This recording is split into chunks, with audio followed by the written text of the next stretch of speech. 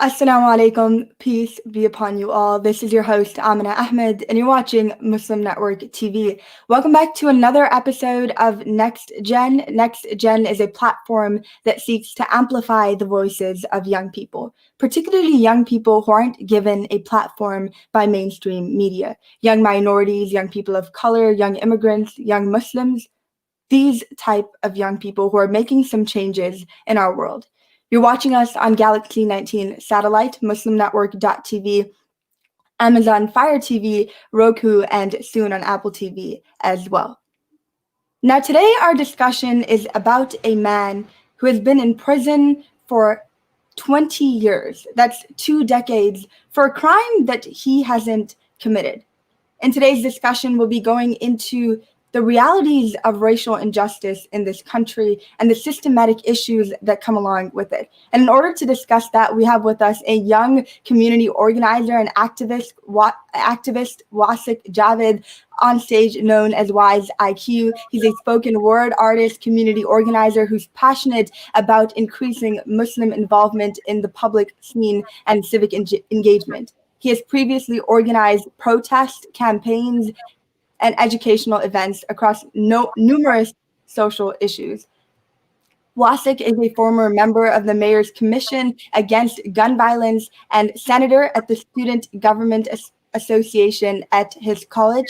Currently, Wasik is the lead for Justice for Imam Jamil campaign with other youth organizers and youth activists across the country. Thank you so much, Wasik, first of all, for being here, and thank you for the work that you do. Absolutely phenomenal, not just for your own community, but for communities outside of that as well. It's amazing work that you do. No, definitely. No, thank you for inviting me here, and it's an honor to be with Muslim Network TV and to showcase the work that we're doing for Imam Jamil and how you guys can help. Now, Wasik, a lot of people, especially many of our viewers, may not be familiar with the case of Imam Jamil Amin. They might not have heard of the name, especially young people. He's been imprisoned for 2 decades, right? So tell us more about him and his story and the case. Mm-hmm. For sure. So for those who are unaware, Imam Jamil Amin, formerly known as H. Rat Brown, is a Black Muslim revolutionary, a civil rights icon, a human rights activist in particular, who has been wrongfully imprisoned, long forgotten in the history books. And our campaign, Students for Imam Jamil, our objective is to help demand his freedom. Imam Jamil Amin, as I mentioned, he was H. Rat Brown at the time. He was the 5th Student Nonviolent Coordinating Committee chair. So SNCC, the Student Armed Movement of the Civil Rights Movement, was the organization that helped demand for the civil rights of African Americans at that time. He was also the Minister of Justice for the Black Panther Party. And so in his work in his youth days, by the age of 21, H. Rat Brown met with President Lyndon B. Johnson, and he protested outside the White House, and he demanded that we need civil rights for African Americans in this country, and for the rights and honor of them to be achieved. And so as H. Rat Brown goes on, he becomes so influential in his time as chairman that he begins to give fiery speeches all across the nation, and he was so influential, specifically in his ability to galvanize people towards action, and being able to uplift them and recognize their struggle for social justice and their revolution can only be done in what he called the Black Power movement, right? And so the Student Nonviolent Coordinating Committee, which was preceded by Congressman John Lewis, people that we know today, who just passed away only just 1-2 months ago. He took this movement and recognized that in order to truly achieve our freedom, we must do so in other ways: cultural, political, and social. And so H. Rat Brown, he begins to have this national influence, and there's one incident in which he is imprisoned for giving a rally speech in Cambridge, Maryland. And the FBI at this time, they're surveilling him for all his work that he's doing, a program called COINTELPRO, a counter surveillance program by the FBI, in which they target and disrupt quote unquote Black messiahs, and to neutralize them and disrupt them and to execute them literally. so that way the establishment is not threatened, the status quo can remain, and those in power, in particular, white upper class, can remain where they are. And so he gives this rally speech, and the FBI, they falsely charge him for inciting a riot. And because of this, he became so influential. Congress wrote a law after his name, H. Rod Brown, which made it illegal to cross state lines in order to incite a riot. And so Imam Jamil, he converts, H. Rod Brown, he converts to Islam. He returns back to Atlanta, Georgia, as Imam Jamil Amin after he makes the Hajj pilgrimage and studies Islam. And there he establishes a community mosque in the West End neighborhood of Atlanta, notorious for its gang violence and drugs. And there he established several social programs while unifying the diverse Muslim community in America nationally. And while he's doing this, he's rising in influence, and not only as a Black leader, but as a Muslim leader in all of the grassroots organizations that exist. And because of that, he becomes later targeted up until his this time for about 2 decades now, where then leads to his case. And so in sum, H. Rod Brown, this Black revolutionary, then converts to Islam, and nothing really changes. He just becomes a revolutionary who understands the Islamic principles of revolution and the reorganization of society based upon Islamic principles of justice and morality and ethics. And so Imam Jamil Al-Amin is this young revolutionary human rights activist, the likes of the next Malcolm X and Martin Luther King, who has been erased from society today. Yeah. And I think, the whole time when we were speaking about him, Malcolm X kept popping up into my mind when you talked about the FBI. And I think that those who study Malcolm and see his life, we see that same exact thing. But the reality is, Imam Jamil Al-Amin is still in prison, right? And he has been in prison for 20 years. Why is it that now people are starting to speak up? Why is it now there's an upcry and an outroar that is being heard from the public, mainly young people like yourself? No, that's a very good point. I think when we look into this case in particular, there is a reason why he has been in prison for this long, and there is a reason, an intentional reason, why he is in prison and erased from society, and why us as the next generation have a responsibility. The difference between Malcolm X and Imam Jamil is that this same program, as I was mentioning, COINTELPRO, they actually made a mistake when they executed Malcolm X and Martin Luther King and Fred Hampton and the many others, because their legacy was portrayed positively. And so the difference was that the state had recognized that we have to find another way to tarnish their legacy, to erase their legacy, to make them look bad. And so framing them and intentionally putting them in prison, and bringing them from state prison into federal prison. In the case of Imam Jamil, he's currently held in federal prison, though he was never convicted of a federal crime. And so when you portray him as a murderer, then the masses of people now have doubt in their mind, they have skepticism in their mind, and Imam Jamil then becomes someone that is not the same revolutionary who he was authentically. And so now where we are today, us as the next generation, when we're looking at modern day society and the calls for Black Lives Matter and the calls for abolition and defunding the police, we also have to recognize that Imam Jamil himself was calling for these very same things from an Islamic point of view, and the reorganization of society and the alternative to social revolution. And so it's our responsibility to recognize that, hey, the state had an intentional job of never letting his legacy pass on to the next generation. And so us reviving his legacy is that call to recognize that our liberation in today's day and age can only continue on the work of our elders and the work of our giants who stand on our shoulders.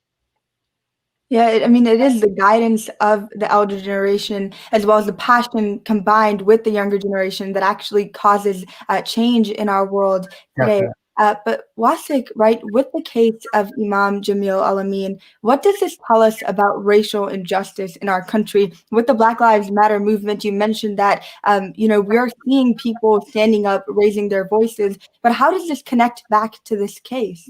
Mm-hmm.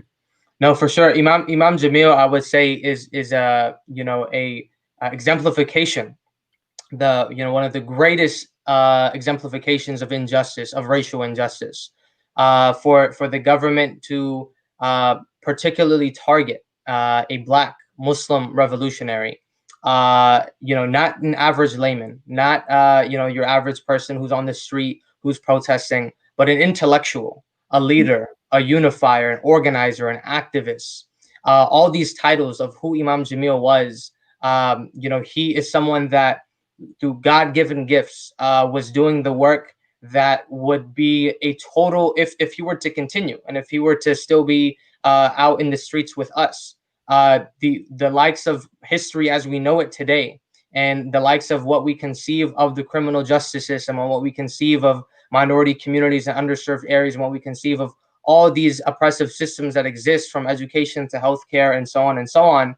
Imam Jamil would have spoken out against these, would have organized against these, would have changed radically what we formulate of these systems, because of his outlook, because of his mission, and because of how he was able to organize masses of people behind this mission. And so he's not just a one-man team; he is all humanity team.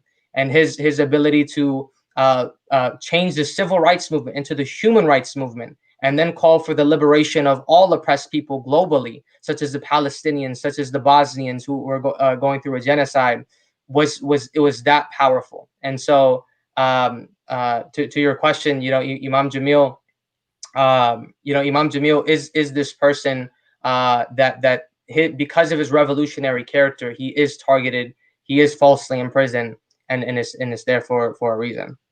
Yeah, and because he was so powerful, they deemed him as a threat and put him in these false trials. But Wasik, I want to bring it back to you, right? Even after he was imprisoned, he seems to have inspired so many people, including yourself, from the way that you talk about him, this man who's a revolutionary. What led you to kind of raise your voice and start speaking up as well?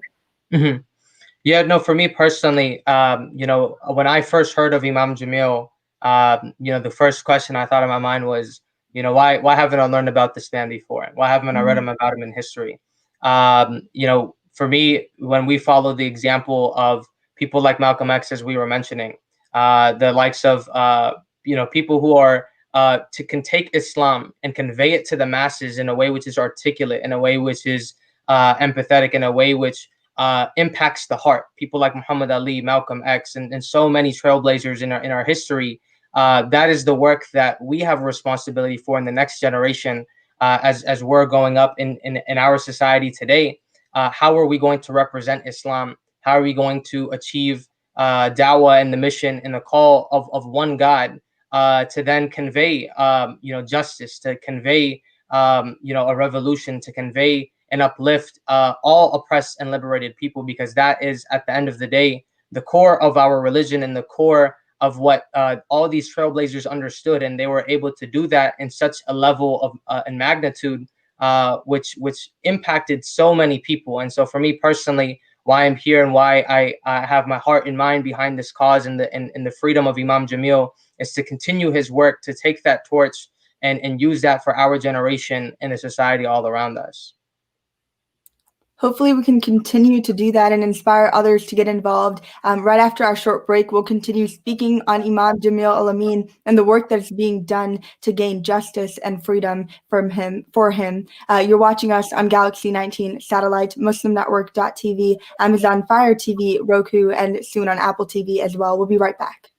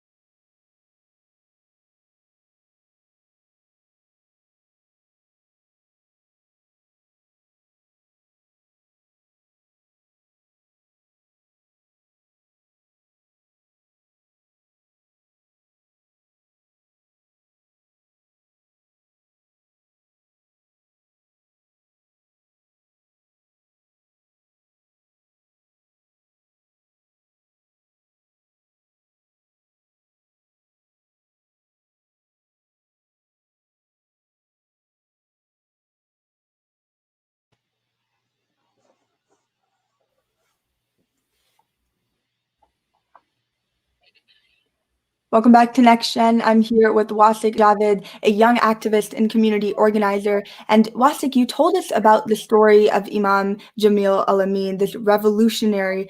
But I want to hear about the work that you guys are doing in order to gain freedom for him. Tell us about that. For sure. So the work that we're doing is under the Students for Imam Jamil campaign. We launched a week prior to the election day in a Fulton County District Attorney, which was on Tuesday, August 11th. Now, to give some context and some understanding here, is that for the first time in 18 years, the same district attorney who had prosecuted Imam Jamil in 2002, that seat has been unopposed. And so for the first time in 18 years, there was someone who challenged the current DA, District Attorney Paul Howard, and that was Fani Willis. And so we understood that this time in history is so critical for Imam Jamil's freedom, because if this new district attorney now commits to reopening the case and looking at the clear evidence and confessions of the crime, which we didn't even mention, that there's the person who committed the actual murder, Otis Jackson. He has publicly came out on video saying that I'm the one who committed the crime and Imam Jamil is free. Yet, nonetheless, for 18 years, Imam Jamil has been in prison and wrongfully in prison. And so in this 1 week campaign, we targeted both candidates to reopen the case. And so we organized, phone calls and letter campaigns and emails. And alhamdulillah, through our efforts, we led successful. And the day before election day, Fani Willis came out with a quote saying that, she is running for justice and she's not looking to just convict people. And if there has been a wrongful imprisonment and a wrongful conviction, and I look at the evidence and I believe it's legitimate, which it definitely is, then I will reopen the case. And so Fani Willis had just won the election on Tuesday, August 11th. She'll be inaugurated this coming January. And, this 1 week campaign proved successful. And so now we want to continue this fight and continue to raise awareness and build local and national, pressure for Imam Jamil. And so we're relaunching our Students for Imam Jamil campaign tonight in just a few hours, with a new call to mobilize thousands of students nationwide to present in their classrooms about the campaign, to leading up in culmination to the national rally in Atlanta, Georgia on October 4th, Imam Jamil's birthday, with the call being to make this the last birthday Imam Jamil spends wrongfully in prison. And so if you would like to help, I urge you all to follow @_free Imam Jamil in the link tree, which is the main action item in the one all be all place where you can find all the information. You'll find the 3 action items that anyone can complete. The first one being the urgent call for Imam Jamil's new legal defense team, a fundraiser campaign in which you can donate. The second being the request to transfer Imam Jamil out of federal custody back to state prison so he can be closer to his family and his attorneys. And the third action item being for Paul Howard to reopen the case, because he is in office until December. And so if he commits to reopening the case and Fani Willis continues with it through next January, then chances are that the judge who has the ultimate decision to grant Imam Jamil innocence will actually happen. So I urge you all to follow @_free Imam Jamil. Catch our relaunch video tonight, which is an overview of Imam Jamil's life. And if you are a student and young activist like me and Amna, who's doing amazing work, then sign up on the call to action for students nationwide. There you'll find a form in which if you fill out, in response, you'll get an email with easy, clear instructions on how to contact your professor, and 2 links to present a 10-minute presentation and then spread the word across your college campus virtually. So with that, that's all the action items that we have, and we're looking to mobilize and get this out to the masses by October 4th, inshallah. Yeah, thank you for providing those action items. And to all the young people who are watching, we need y'all to contribute. We need y'all to do this. He said that presentation is 10 minutes. That's not a long time. And imagine if, just thousands of us can gather together, or even in our own ways do that, how much change we can bring about. But Wasik, you told us about how there is some impact right at the level, the district attorney and things like that. But what about just young people in general, young activists, young organizers? What is the response from them look like? It is energetic. It's ecstatic. We have just on our team alone a total sum of 100 students all across the nation in different cities that we began with just about 30 or so, and now we've expanded to 100.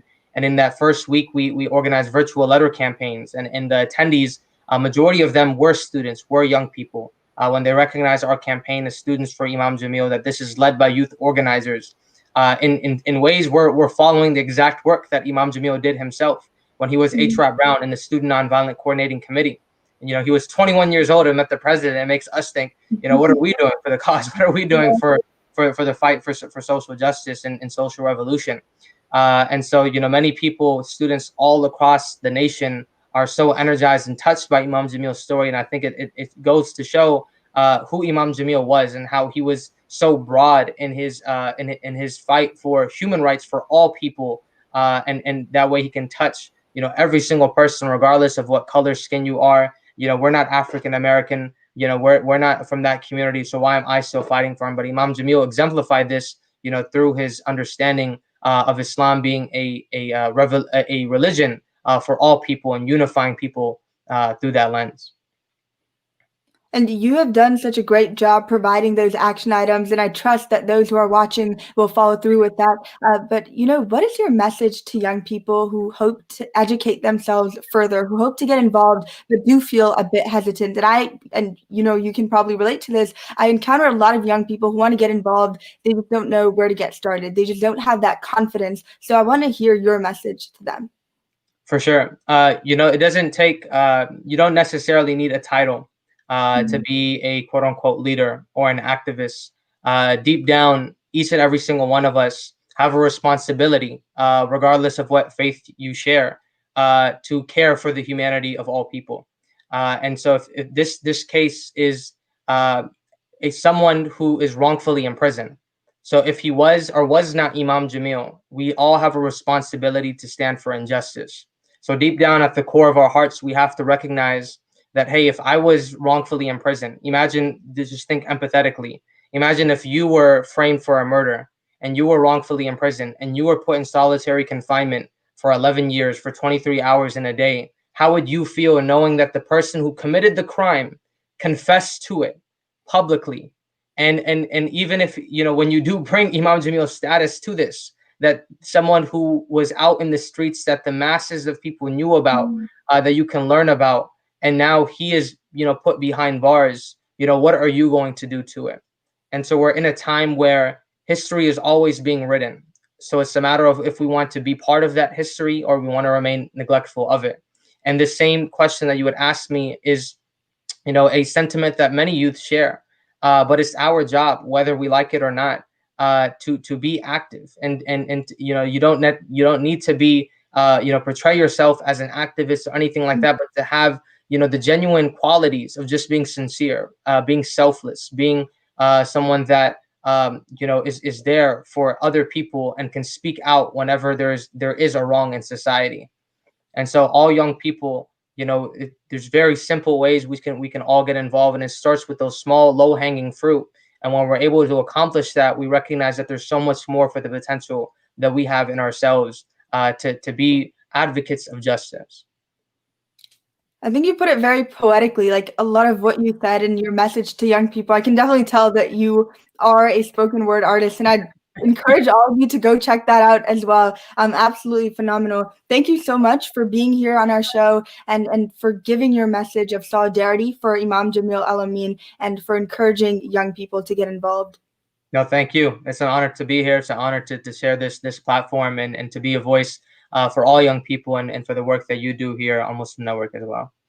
Yeah, thank you. And thank you to our audience for tuning in. And until next week, Assalamu alaikum. Peace be upon you all.